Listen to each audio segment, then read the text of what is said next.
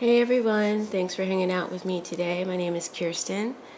Today I want to look at some two political stories. We're talking about Donald Trump, or Dump, sorry, Donald Dump. He wants to host a UFC cage fight on the White House South Lawn.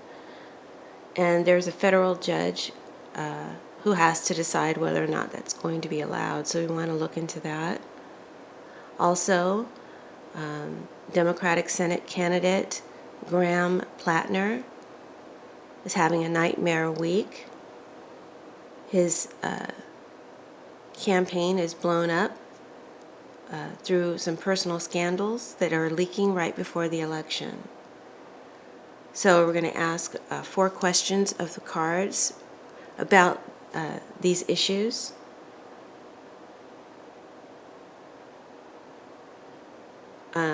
Is Trump going to be allowed to have his cage fight?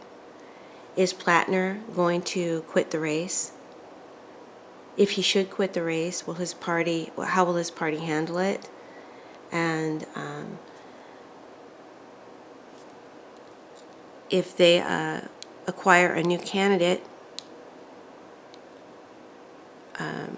or is that new candidate likely to beat or win over Susan Collins? So these are the questions that I'm asking the cards today. So let's go ahead and dive in and get started. Question number 1. I'm using the black and white oracle, the pictorial key tarot, and the echoes of the unsolved today. So the question 1 is, how is the federal judge going to rule on Donald Trump having a UFC fight on the White House South Lawn? And I got memory lane, a woman marking up her yearbook, naming the cheater, naming the clown, naming the teacher's pet.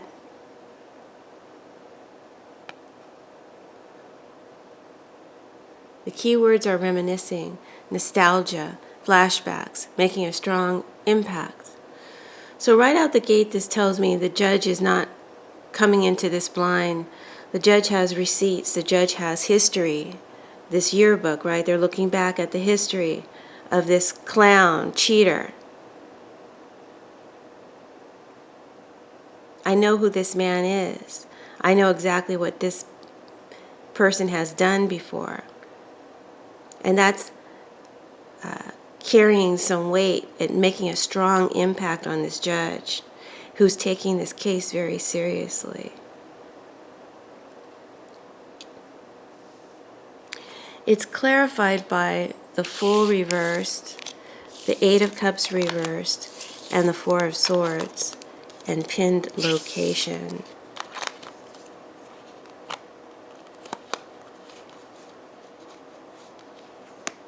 So the Fool tells me this judge sees the request itself as reckless, as childish, foolish, careless.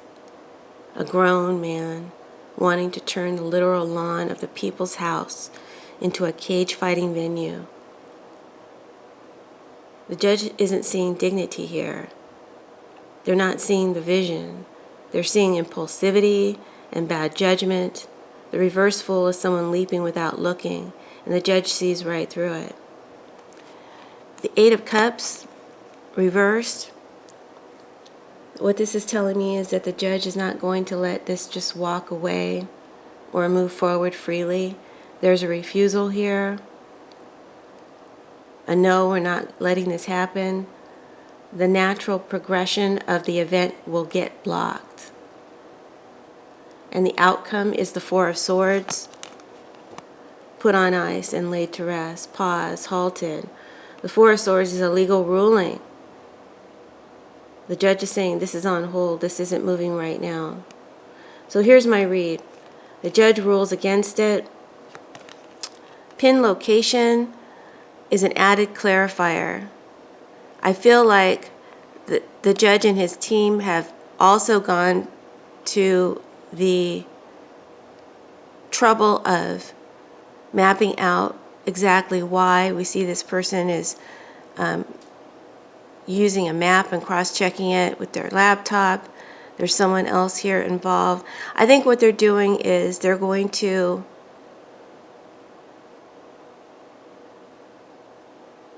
call out the borders. I believe that the land that the White House is on is historical property, and maybe because of all this sort of thing isn't allowed. But they're going to make it very hard for them to find a loophole in the appeal.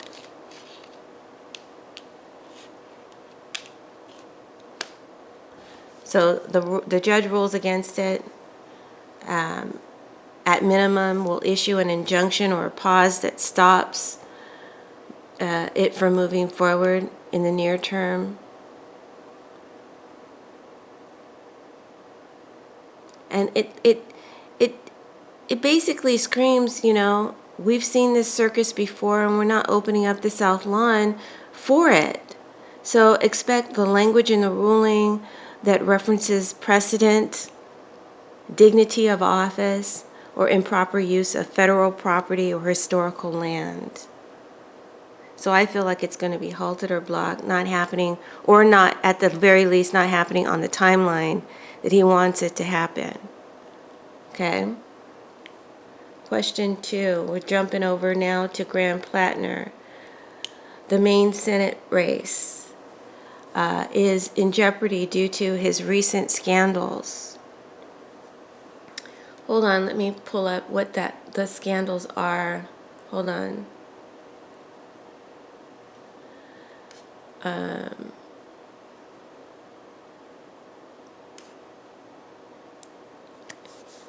In a nutshell, what's the scandal around Graham Platner? For those of you who aren't aware.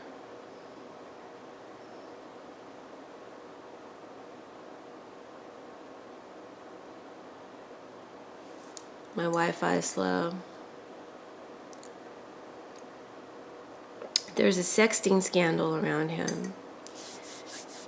Early on in his marriage, he was caught sending sexual explicit, allegedly for entertainment purposes only. Everything I say here is alleged. And tarot is not fact. Okay, so it was a sexting scandal that broke early on in his marriage. He's caught sending sexual explicit text messages to at least 6 different women.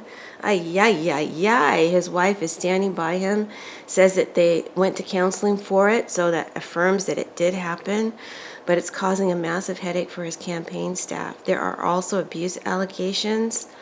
Allegedly, a massive bombshell report just dropped where 3 of his ex-girlfriends came forward accusing him of volatile, toxic behavior.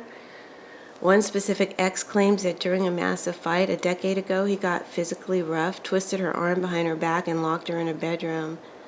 He flat out denies any of the physical abuse and says that she's a politically motivated Republican activist out to get him. He also has a Nazi tattoo on his chest. Sorry, I shouldn't have said that word, huh? Hopefully I don't get dinged. It's a massive skull symbol tattooed on his chest that's a direct match to the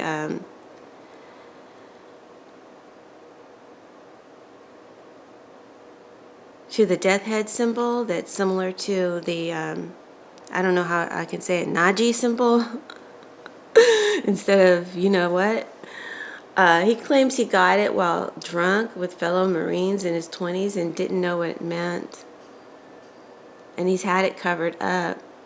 But an ex-girlfriend came out and said he absolutely knew what it was and used the joke about,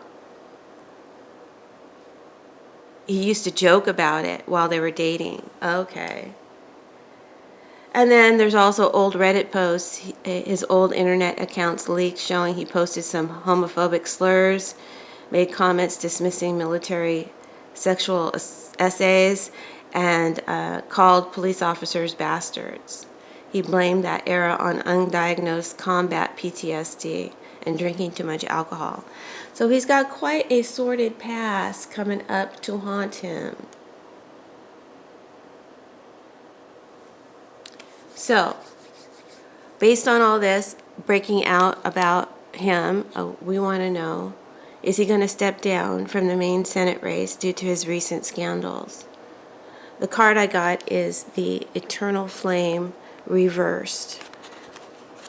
Upright, it's about soulmates, sacred bonds, eternal love. Reverse, it's the illicit version, the affair, the forbidden connection.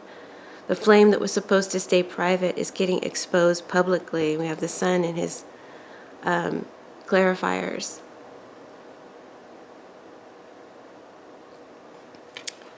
So the scandals that are hitting Platner, this card is telling me that, hold on, let me pull this over. There we go. It's clarified by shadow figure, 6 of Swords, the sun, and the world.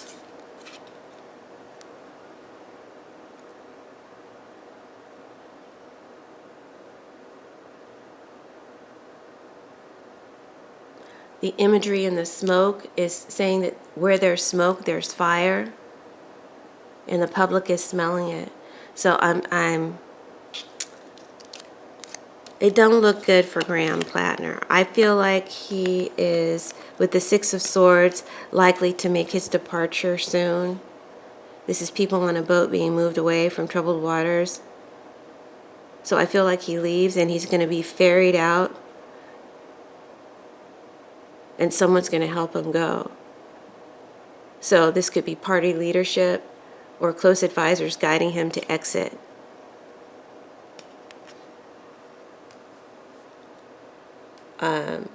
His challenge that he's facing is the sun.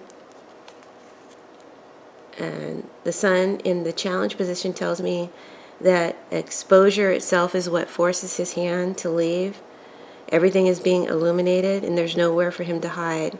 The sun is shining on every detail and he can't bury it, he can't spin it. The light's too bright, the public sees all of it. And that is what makes staying impossible. And I feel like he could have won. He had the sun coming in for him. With the world, this is completion, the end of a cycle, a closure. The world card is finality. This chapter of his political life is coming to a close. And honestly, it might even be his whole political career altogether. The closure feels total. It's clarified again by shadow figure. Picture of an image of a man walking away, leaving a big shadow behind him. So this is the stain on his reputation that follows him wherever he goes.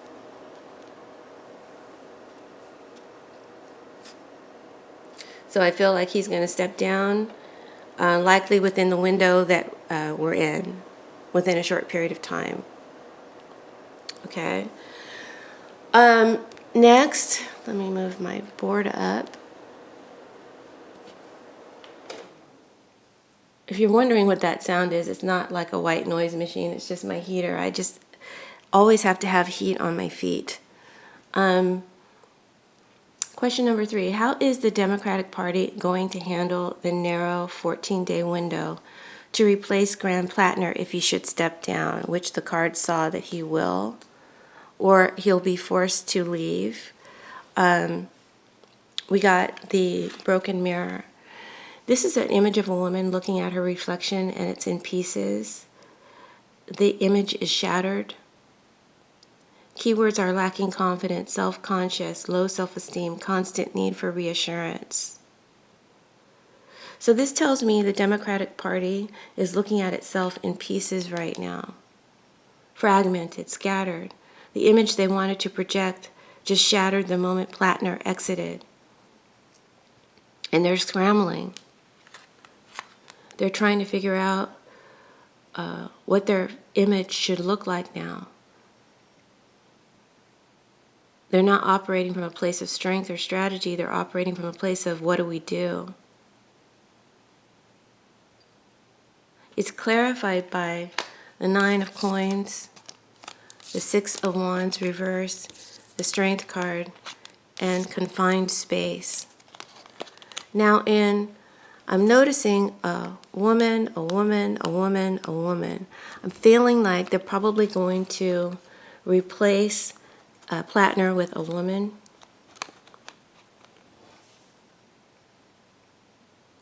Or a candidate who is somewhat independent, who has established status, a self-funder, or someone with an existing donor network.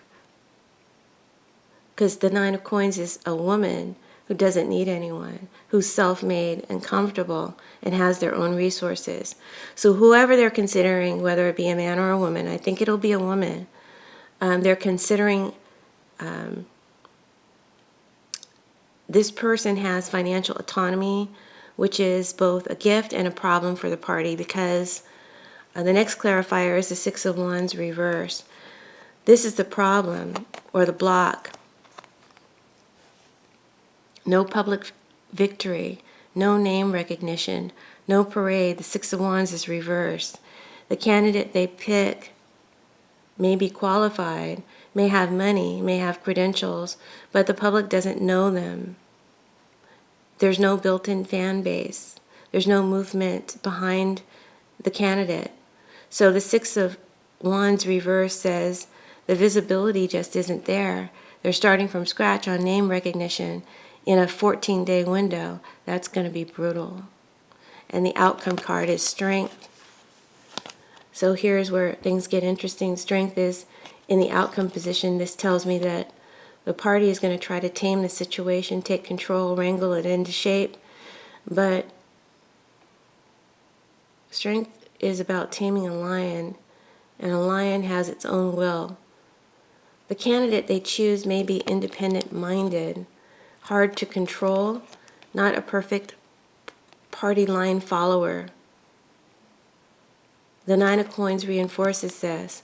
The candidate has their own money, their own base, their own opinions. They don't really need the party as much as the party needs them. So I feel like the Democrats will rush, they will scramble, they will lean on a healthy, independent-minded candidate, possibly a woman, that they hope that they can manage, but they will struggle to give that candidate the visibility, runway that they need. The confined space shows they have a limited time to get her name out there.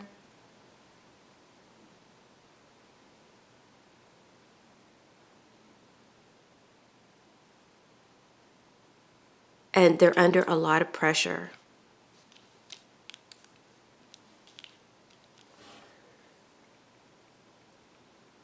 Question 4. Is the Democratic replacement candidate going to win against Susan Collins?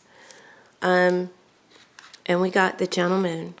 The gentleman is a man holding a bouquet of roses behind his back. He's knocking at the door of this brownstone. Keywords are making a move, being courted, secret admirer, showing interest. So this is telling that the Democratic candidate is knocking on the door of victory, making the approach, bringing the flowers, doing the work of courting the voters, introducing themselves.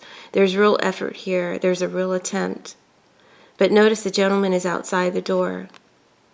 He's not been let in yet. He's still standing on the stoop, hoping someone will open up. It's clarified by the Tower reversed, the Wheel of Fortune, the Six of Pentacles, and having trouble picking this up, alternate route. So the Tower reversed is significant. It means disaster averted. The Democrats did manage, will manage to dodge the worst case scenario. They'll find a replacement.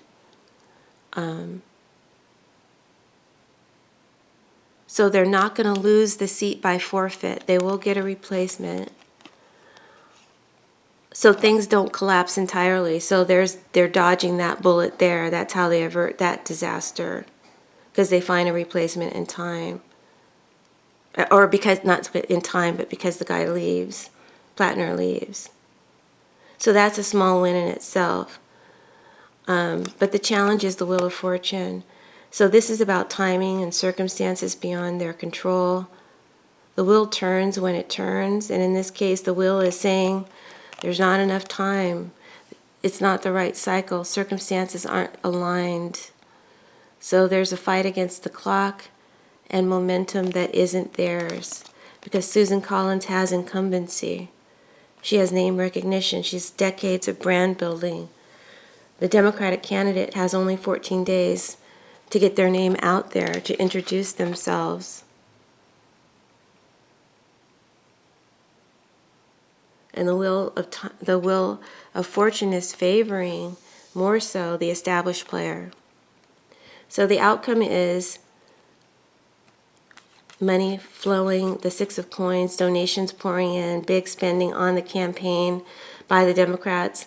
Financial energy is moving fast. They're pouring resources into it. They invest in it, trying to buy visibility in a short window of time. But there's an imbalance built into this card. So one person gives, one receives. One receives, one doesn't receive. The scales aren't equal. The money flow doesn't translate into the trust that the voters need to gain their vote. So I would have to say that Susan Collins will win. I hate to say that. She's Teflon Dawn herself. We're never going to get rid. Is she a vampire? I don't know. We're never going to get rid of her. I feel like the Democratic candidate will get close, maybe closer than people expect in this short period of time. The campaign will be well funded. It's well intentioned. They knock on the door and they avert total disaster, but the timing isn't on their side. And even money can't convert dollars to trust in just a short period of time. So the Teflon Susan Collins continues. So that's the reading, guys. I hope that you enjoyed it. If you have some other questions that you'd like for me to tackle the cards with, please feel free to leave your suggestions in the comment section.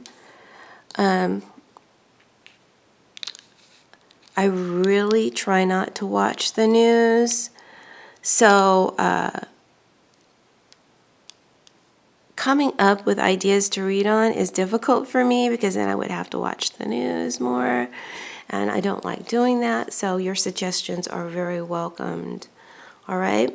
Okay, have a blessed and wonderful day, and we'll see you again next time. Bye.